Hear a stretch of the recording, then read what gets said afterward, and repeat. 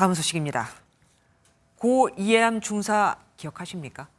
2021년 상관인 부사관에게 성추행을 당하고 2차 가해까지 당한 끝에 결국 세상을 떠났죠.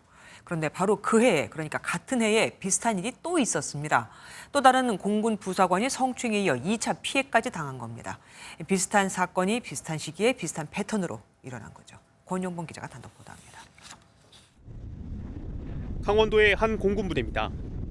공군 A 하사는 2021년 12월 선임 B 중사에게 성추행을 당했습니다.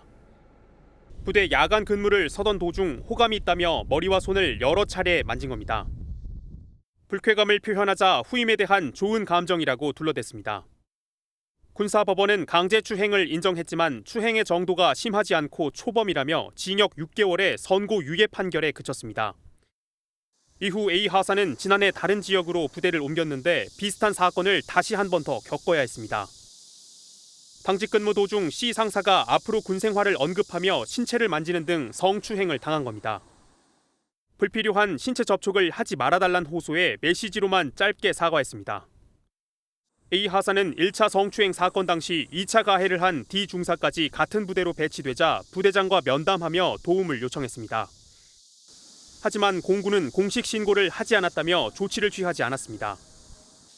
A 하사는 극단 선택까지 시도하는 등 정신적 고통을 호소하고 있습니다. 공군은 피해자 보호와 지원에 최선을 다하고 있다며 뒤늦게 상황 수습에 나섰습니다. MBN 뉴스 권용범입니다.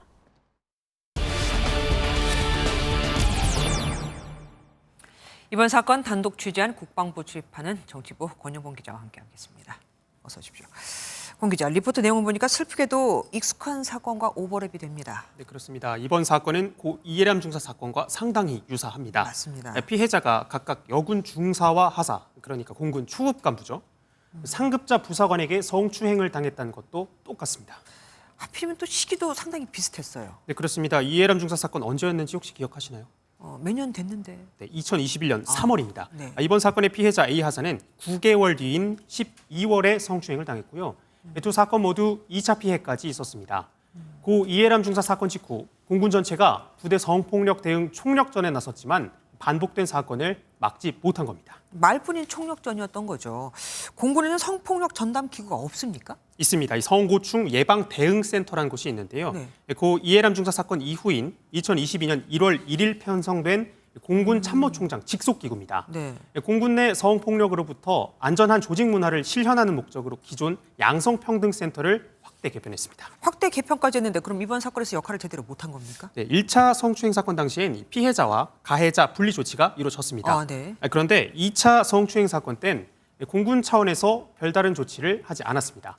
1차 성추행 사건 2차 가해자가 피해자와 같은 부대에서 근무하는 상황이 됐지만 분리 조치도 이루어지지 않았는데요. 피해자가 부대장과의 면담 과정에서 고충을 토로했지만 이후에 아무런 후속 조치가 없었기 때문입니다. 심리적 고통으로 직접 센터에 신고가 어려운 피해자는 제대로 조치를 받을 수 없는 좀 구조적인 한계가 노출된 겁니다. 그러니까요. 피해자가 직접 신고하기 어려운 상황에서의 대책도 분명히 필요해 보입니다. 그런데 피해자를 압박한 정황까지 있었습니다. 네, 그렇습니다. 이 성폭력 사건이 발생하면 가장 조심해서 접촉해야 할 대상 누굴까요? 아무래도 가해자 아니겠습니까? 정답은 피해자입니다. 네? 이 센터 팀장과 이 피해자 A 하사 간의 4차례 통화가 있었는데요. 피해자가 그만큼 민감하게 느낄 수 있다는 말이죠. A 하사에게 이 보도를 원하지 않는다면 의사를 대신 전달해 주겠다면서 글로 직접 써서 줄 것을 요구를 했습니다. 그런데 문제는 센터 팀장 A 현역 군인으로 A 하사의 계급상 상급자라는 겁니다. 네. 이어 취재진에겐 피해자가 원하지 않으니 보도하지 말 것을 요청했는데요. 제가 여러 경로로 확인을 해본 결과 이 같은 공군의 주장은 사실이 아니었습니다. 그러면 공군에서는 뭐라고 얘기합니까? 네, 공군은 A 하사가 상급자와의 통화에 부담을 느낄 수 있다 인정했습니다. 네. 이어 보다 편안한 소통이 이루어질 수 있도록 세심히 배려하겠다고 강조했는데요. 공군이 피해자를 위한 진정한 의미의 조력을 제공하는 환경을 만들어낼 수 있을지 지켜봐야겠습니다. 어쨌든 지금까지는 변한 게 없었다는 얘기잖아요. 그럼 제2, 제3의 이해림 중사 사건이 또 언제든지 재발할 수 있는 거고요. 한숨이 나옵니다.